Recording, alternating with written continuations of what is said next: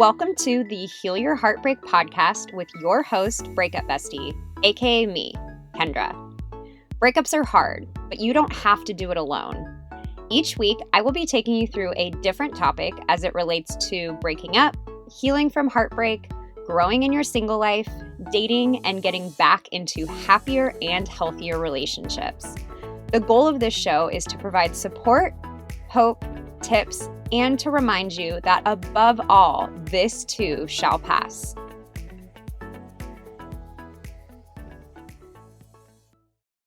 Hello. Welcome back to the Heal Your Heartbreak podcast. I hope everyone is having a good week and hanging in there. Today on the podcast, we are going to talk about breakups and boundaries. Boundaries are something that are, I guess, a little bit newer to me, definitely digging more into my ability to set boundaries as a hardcore people pleaser my entire life. Boundaries are a difficult thing for me to do still to this day, but it's something that I have committed to working really hard on because they are so important and so beneficial. So I'm going to give some descriptions of boundaries, some examples, why they're so important, and then I'm going to actually go over some specific boundaries that I would suggest putting up when you are going through a breakup.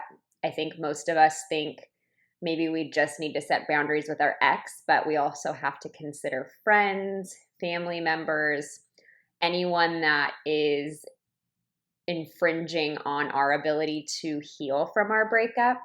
After breakups, our energy is super fragile. It's super important. And we are typically already exhausted emotionally and energetically from just the pain of having to go through a breakup. So we don't need anything else stealing that energy away from us. So that's where boundaries can come in. So I think most of us know what boundaries are. And I think we all know that they are important to set with certain people, whether that's at home, in relationships, or even at work. So maybe it's our controlling parents, a sister that doesn't give you personal space, a boss who can't respect your time off, friends who are super gossipy, whatever the case may be. But for those of you that are not already familiar with boundaries, let's start off with what they are and why they're important. This is definitely not a dictionary description. This is my description. But boundaries, in my experience, are an emotional, mental, and even physical barrier that you put up between you and another person or another situation. So, for example, in the controlling parent situation, you may need to set a boundary and tell your mom that it's not okay with you that she gives you unsolicited advice. Setting the boundary is, in that case, is protecting you emotionally. And this situation may also have to result in a physical boundary if it gets bad enough where you have to tell someone that you can't spend time with them anymore. So it's taking a look at what's being triggered. Is it, feelings? Is someone infringing on your physical personal space where it's, a relative who feels like they can drop by anytime without letting you know? Boundaries can span all different situations. And if you are a people pleaser like me, to the bone, this can be really hard because it feels like when you're doing this, it feels like you're hurting another person. It feels like you're hurting another person's feelings. For me, who has struggled with my self-worth for a very long time, I have a history of putting other people's feelings and needs above my own. So because of that, I had pretty much an impossible time setting boundaries for much of my life. However, in reality, setting a boundary actually helps both parties. So if you think about it, if you continue to put yourself in a situation where you are being annoyed, hurt, drained, whatever the case may be, you're likely going to become super resentful towards that person, and then they won't know why. But if you're clear and you set a boundary, you get to protect yourself, and then they very clearly know what's going on. And oftentimes people don't know what they're doing. People, they might not know that that really hurts you when they say X, Y, or Z. But what happened for me was when I was in that situation where I couldn't set boundaries and couldn't express to other people how I felt because I was too afraid of hurting their feelings. What happened in that scenario is I ended up losing friendships because I would get resentful because the person was continuing to hurt me. They had no idea what they were doing. And, that kind of tension in a relationship is not good. And so I would end up losing friendships because I didn't open my mouth. So in reality, it's the same thing of when I talk about why it is beneficial when you want to break up with someone. It's helpful for both of you to break up with them because that way you're stringing the other person along. So if you need to set a boundary and you don't, you are getting mad at another person and they might not know why. So that's why they're so important. And then when it comes to, actually communicating a boundary, one of my favorite sayings when it comes to this is say what you mean what you say, but don't say it mean. Meaning, it's important to be like crystal clear when you're setting a boundary. So say what you mean and mean what you say. And it's even more important after you set the boundary, you have to stick to it and you have to uphold it. Going back to, the example of setting a boundary with your mom because she won't stop giving you unsolicited advice. You may have told her that it's not okay with you, and then you say that you are not willing to put up with that anymore. That means if you're on the phone with her and she breaks that boundary, you might have to say, hey, Mom, I'm sorry, but you're doing it again. Like, I'm going to have to get off the phone with you. It is your responsibility then to uphold a boundary. And one thing that has helped me tremendously, which, I wouldn't necessarily recommend this for everyone, but for me, I started going to Al-Anon meetings, which for those of you that don't know what Al-Anon is a 12-step based program, which for those of you that don't know, I am in recovery from alcohol and drugs.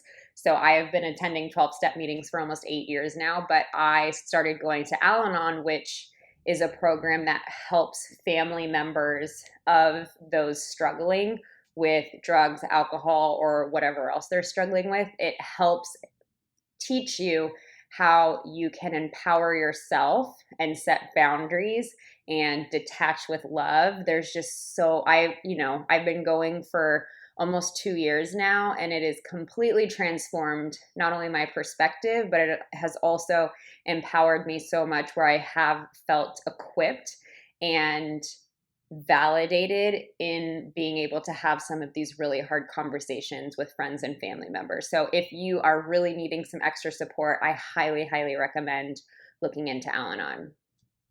So to summarize the beginning part, set the boundary, recognize where something is hurting you or someone or whatever the situation is, set the boundary, say what it is, be crystal clear, and then stick to the boundary.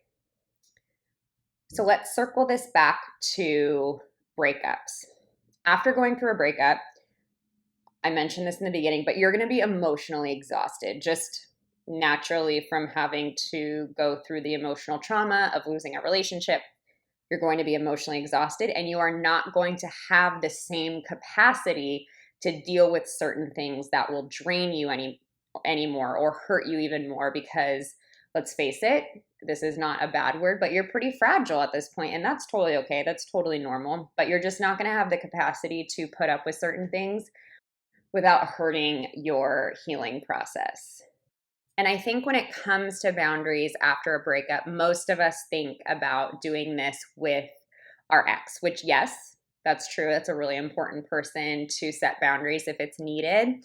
And that's definitely someone you're likely going to have to do that at some point. But in this episode, I'm not just going to talk about your ex.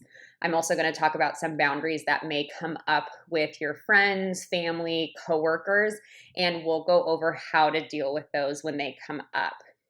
And Before I get into these examples, I really cannot stress enough how important it is to protect your heart and your energy right now. You cannot afford to have others sucking the life out of you. Heartbreak already does that. We do not need to add another layer of that on.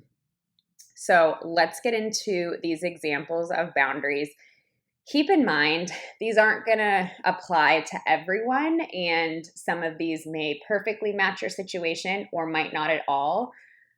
If there is one that's maybe similar, just take what you like and leave the rest. And you may need to tweak these in a way. I mean, you'll likely, because these are going to be the ways that I have handled these situations in the past. You're probably going to need to tweak some of these things and be able to say it in a way that feels true and authentic to you. By saying a script, it's probably not going to feel authentic to you. So take what I'm saying here, and if you need to, just make it your own. Okay, so let's start off with, first and foremost, the most obvious is your ex. I've talked about this on the no contact rule episode, but the no contact boundary. We all know how I feel about contacting our exes after a breakup. There are very few reasons you ever need to contact your ex after a breakup. In my opinion, really the only way that you should have to contact them is if you share children. I know in the beginning, logistically, some things need to be sorted out, but moving forward, I really believe the only reason you should be talking to them is if you work with them or if you have children with them. But that's my opinion. So how does that translate into boundaries? This is something where it's going to depend on if your ex is continuing to contact you. So let's look at that example. If you have decided that you are going to do no contact, I'm not going to say that you want to do no contact, because none of us ever really want to do that, but we just know it's good for us. So let's say you have decided that no contact is going to serve your breakup recovery the best, but you continue to hear from your ex. Whether you were the one that broke up with them or not, you continue to hear from them. What you should do is tell them, hey, I appreciate, maybe, I don't know, whatever they're texting you about. Maybe they're trying to foster some kind of friendship. Maybe they just keep, sending you random things.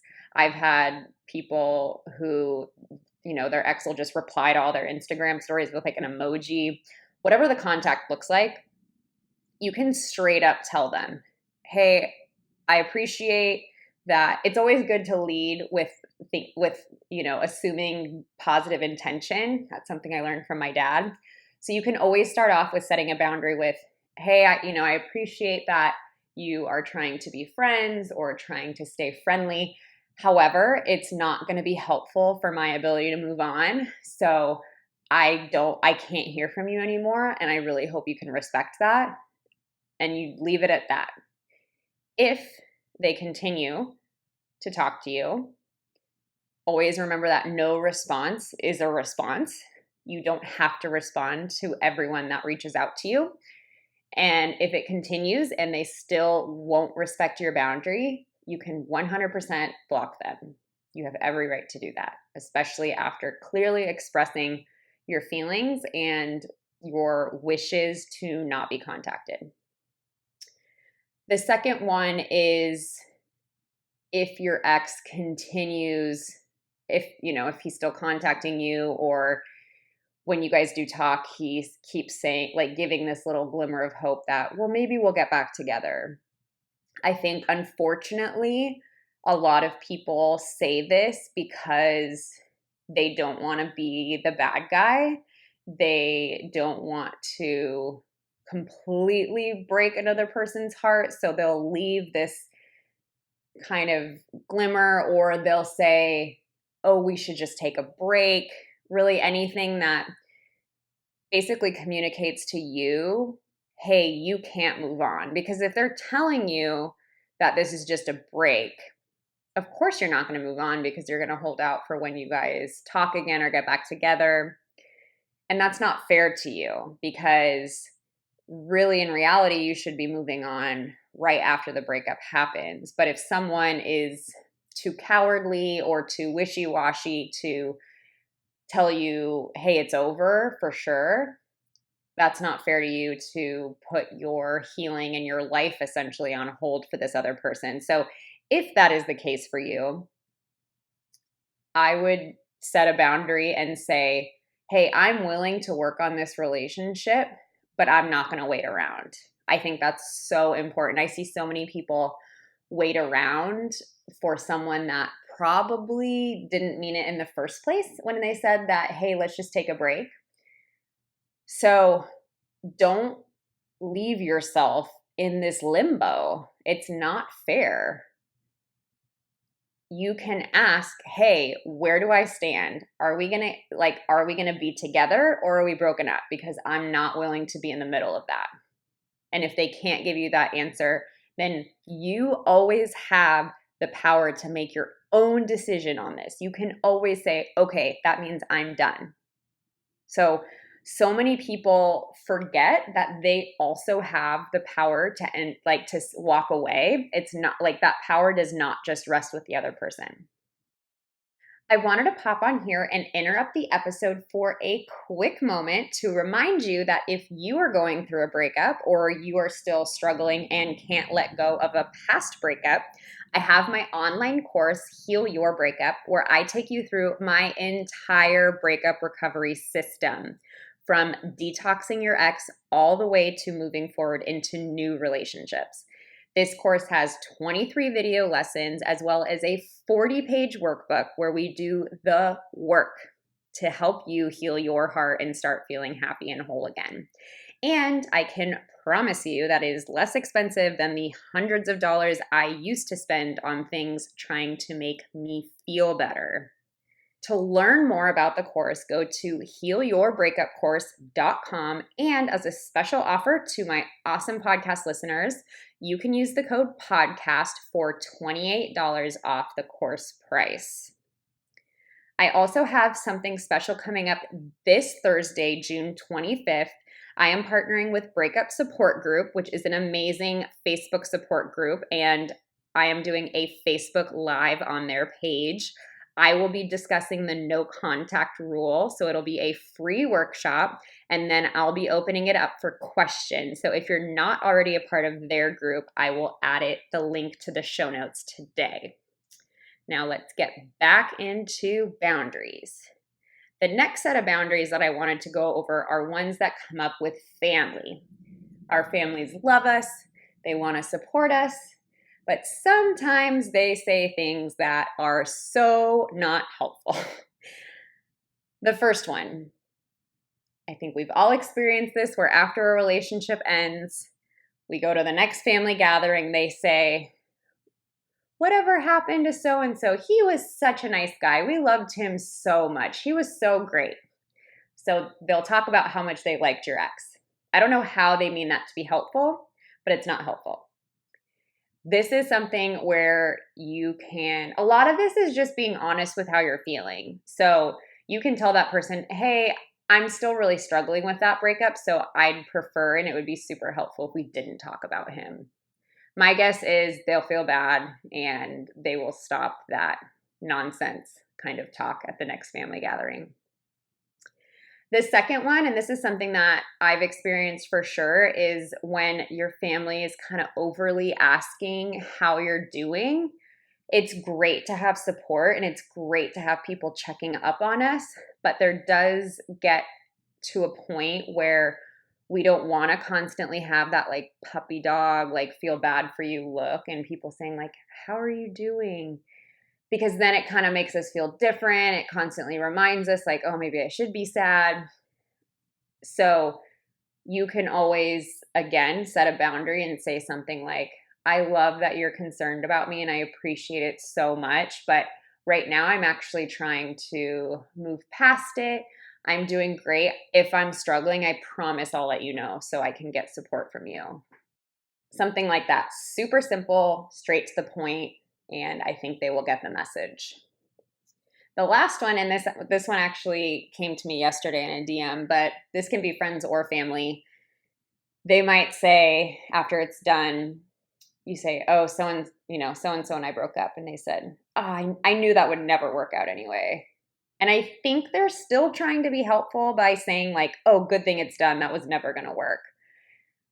I get it, but it's so painful. I've had that happen to me, and it brings up so many feelings. You feel angry at the person, like, if you really didn't think it would work out, why didn't you tell me? Then you feel stupid, like, did I not see that? Like, did everyone see that it wasn't going to work out except me? You kind of feel like the odd one out and feel like you've had your head in the sand. So it just does not bring good feelings at all.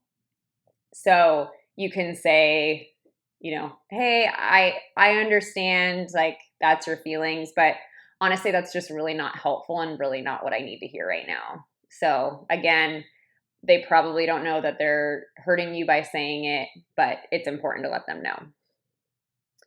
Okay, so let's move on to friends. We have 2 boundary examples left. There are a lot, so there are very likely more of them.